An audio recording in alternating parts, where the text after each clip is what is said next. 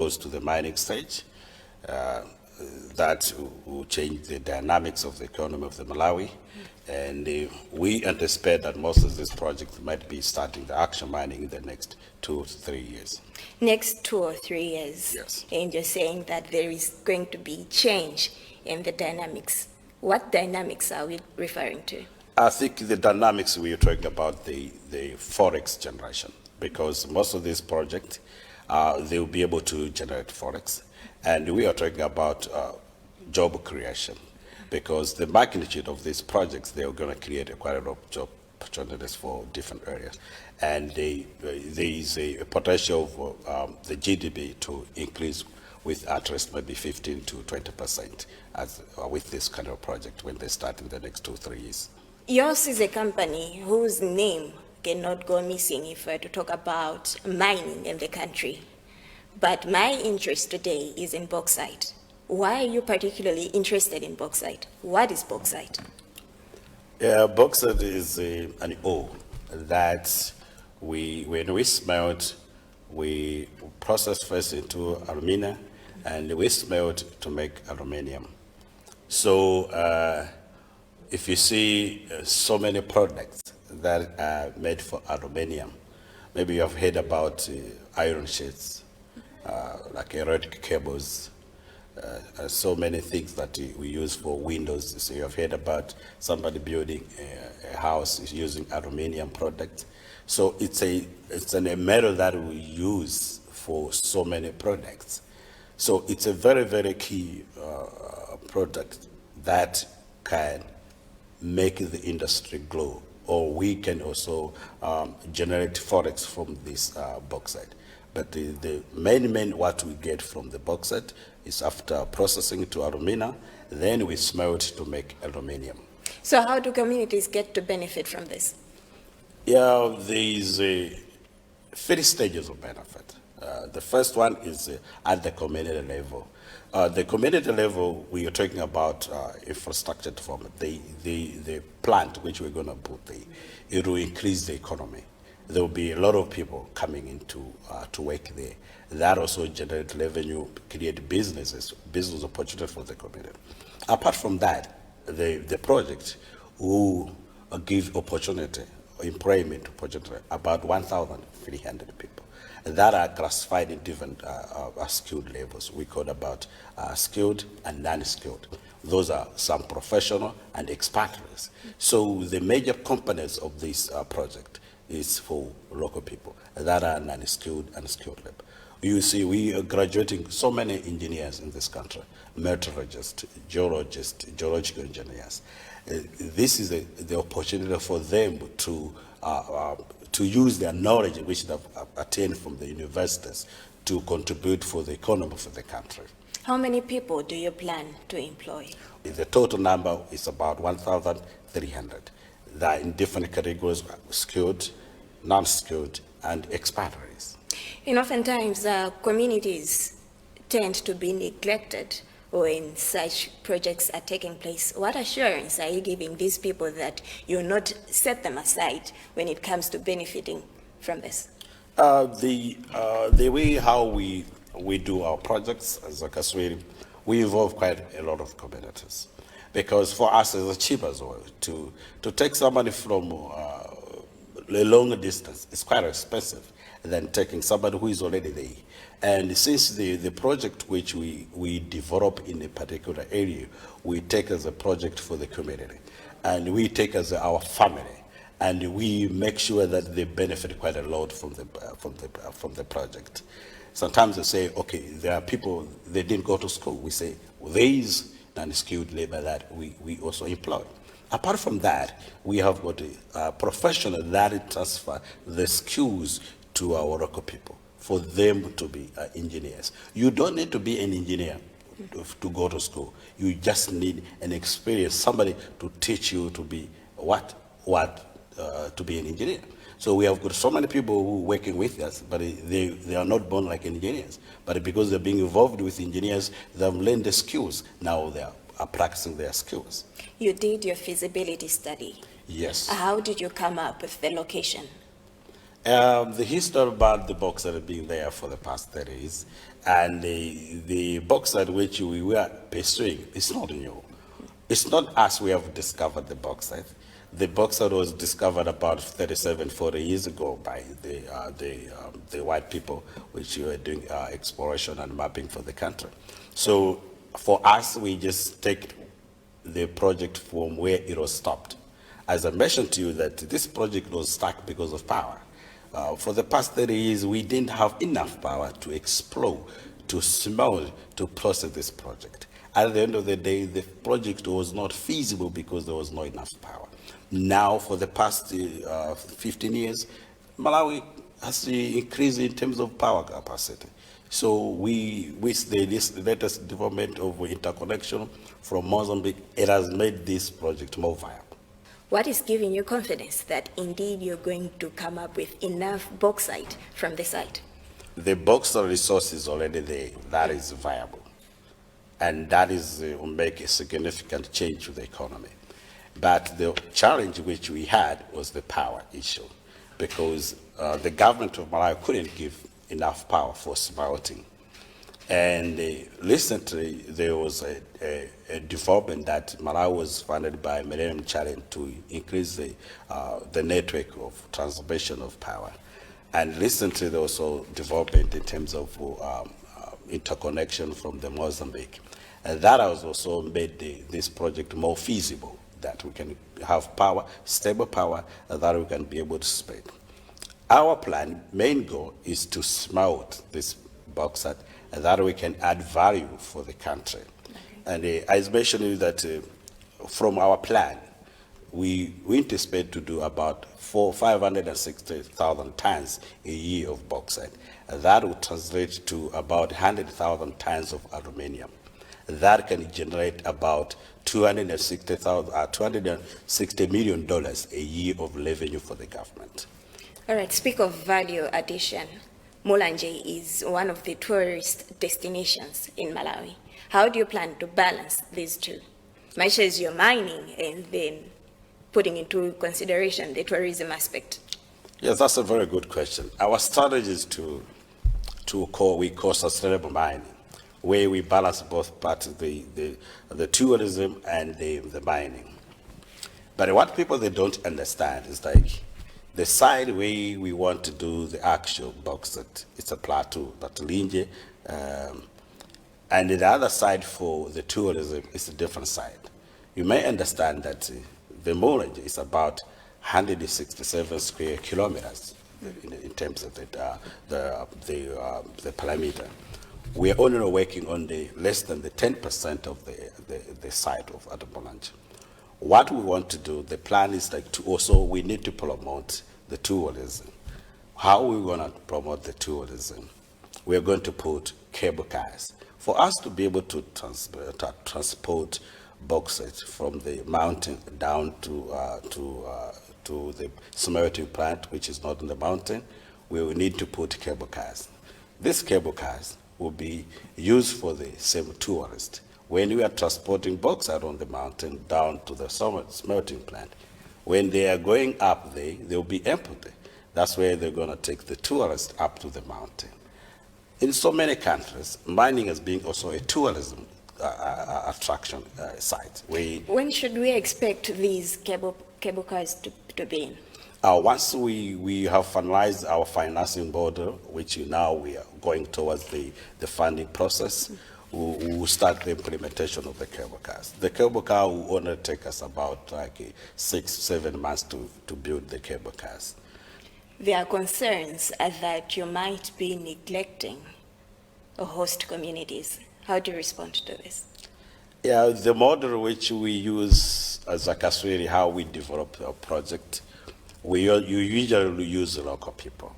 And there are few engineers which we usually come from our company, but the rest of the team which we have been working with is the community, because we take the project as for the community. And we also do skill transfers. We want the maximum benefit by the locals with this project. They need to understand how they can be able to contribute to the economy by also participating in this kind of projects. You've mentioned that the community is on your side, yet it is the very same community that is coming out to the public complaining that you are not involving them in some of the activities that are taking place in that area. What's your say? It's not the community. These are opportunists that they are trying to delay the project, because if they say it's a community, then they should go to the community, because we have been working with the communities. So people, they should not mislead you that it's the community talking. The community cannot be somebody who is in Banda, which has got their own interest to say the project, the community is saying so. Which the community? So as you put them, they are opportunists, or should we say competitors? Absolutely. We are used in the mining. There are so many opportunists. They want to diversify the attention of the project. There are so many people, they want to twist the information for their own benefit. But we know, because we work for the interest of the country and for the interest of the people around the project. So we are used. In case you're just tuning in, this is MBC Exclusive with me, Alinafe Mlamba. My guest today is Hilton Banda, the chairperson of Akatswiri Holdings. We'll be back after this short break.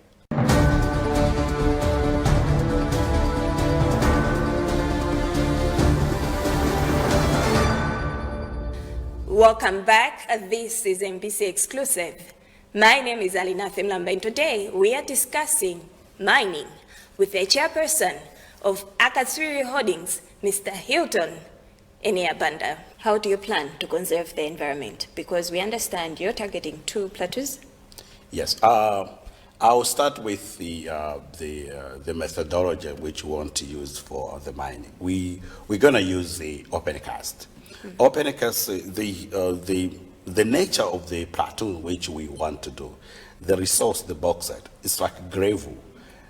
The method which we're going to use for mining is open cast. That will only do taking the topsoil, which is excavating the topsoil or the gravel. It's only the dozers, the loader. It's a rather complicated process, and they will not be drilling and blast. Okay, and it's when we take the soil, it's backfilling. Take the soil, take the bauxite, backfilling, and in these areas which are the plateau, which we say, there are no much trees. That is only if you understand the plateau. If you've gone to Nyika Plateau or the plateau, there are no much trees on the plateau. It's only grasses.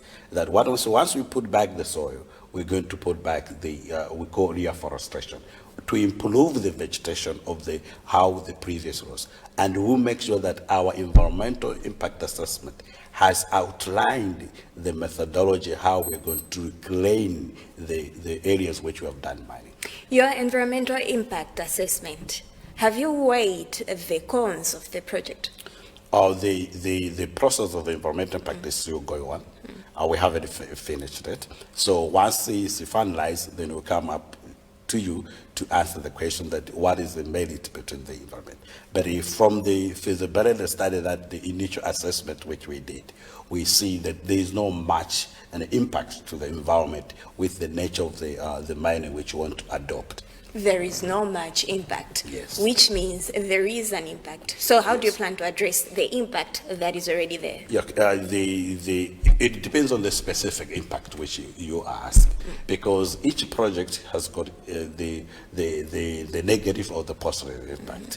But there is adoption of mitigation measures which we put in place to make sure that we balance both the negative and the positives. So that is will be outlined in the environmental impact assessment. From our initial assessment, we have seen that there is no much an impact that the project will put negatively to the project, to the environment. Should we expect people to relocate?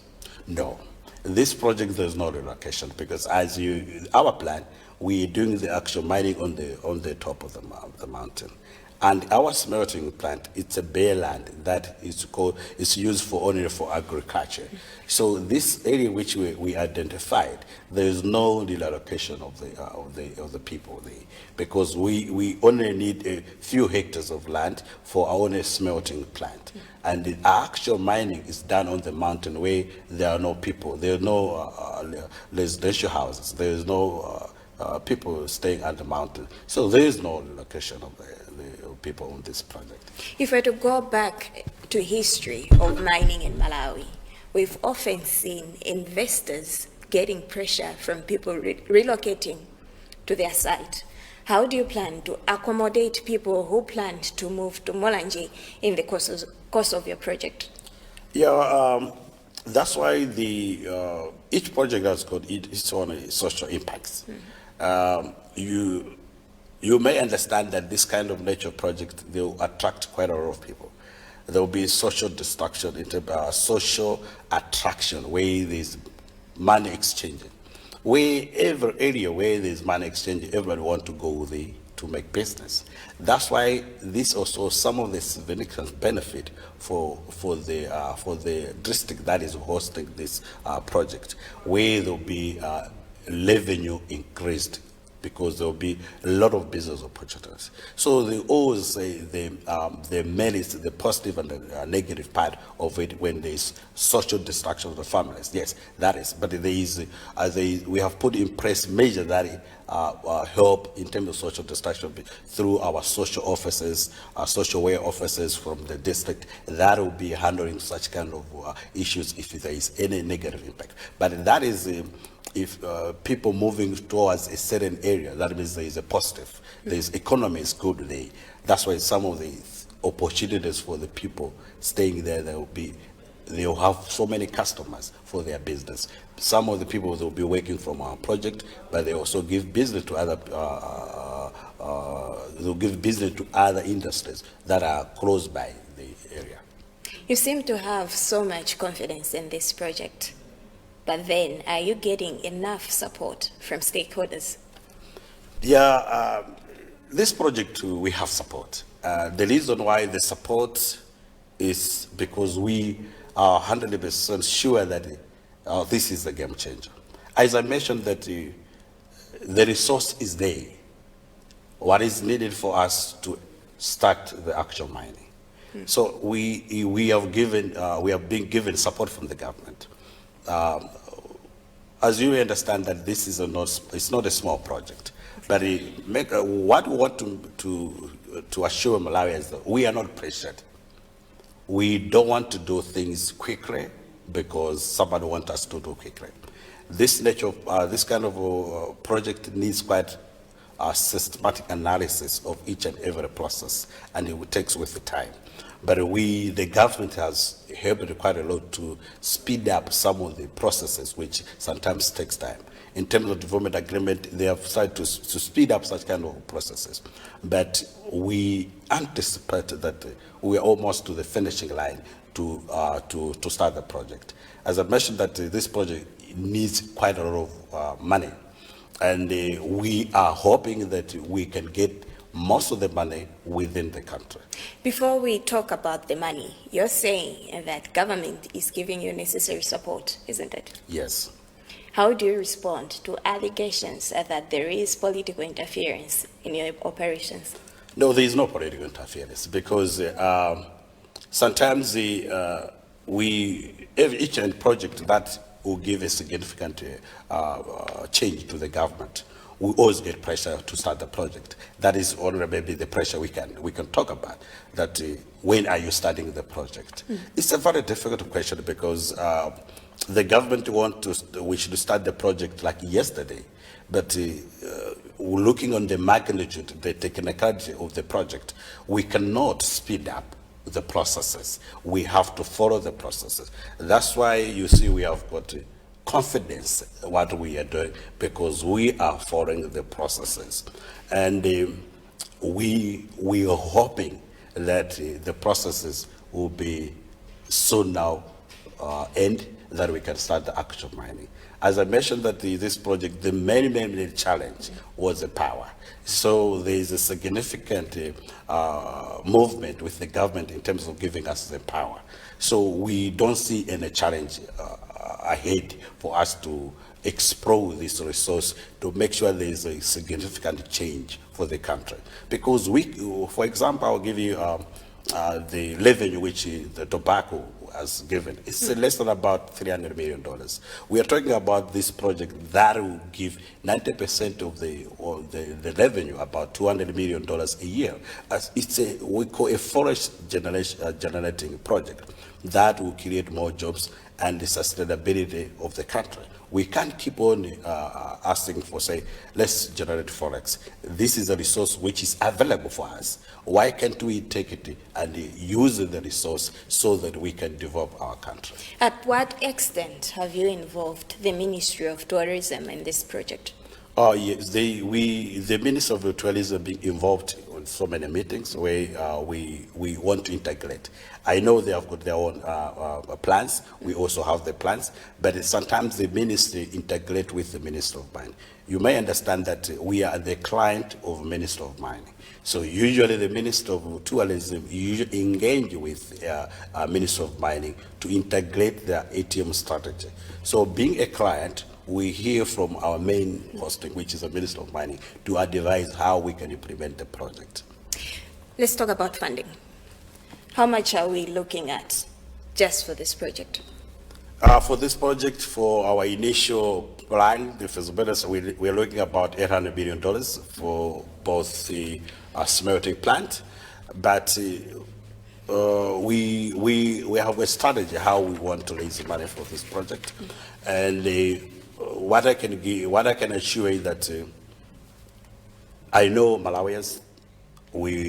This project is 100% shareholding Akaswiri Mineral Resources. There is no foreign investment to investors in our project. It's solely 100% by Malawians. So the reason why we want to have a big stake in this project, or we might have an investor with a small stake, is to make sure there is maximum benefit for Malawians. By investors, are we looking at the international scene or the local scene? Our first priority will be local investors, people who can understand the project and be able to put the investment for this project. If we fail to raise money from the locally, we have 100% assurance from international investors to give us money. But the only problem that we engage international investors, we are agreeing that another stake will go outside the country, because we need to give back to the investment that has been put. That's why you have seen that our main focus is to concentrate on Malawians who can be able to put money for this investment in so many aspects, because the technology or the process of this mining process is not complicated. The only complex thing is the smelting part, but the mining is straightforward thing that it will be able, if it can be funded by local people. But the technology for smelting, we will need experts from the other country, because we have never done this project. We have never smelt any bauxite in Malawi. So we will need expatriates from outside the country to help us to implement the project. That's why we are coming in for other, like Chinese, Guinea, Australians, who are already in the industry to come in. Wow.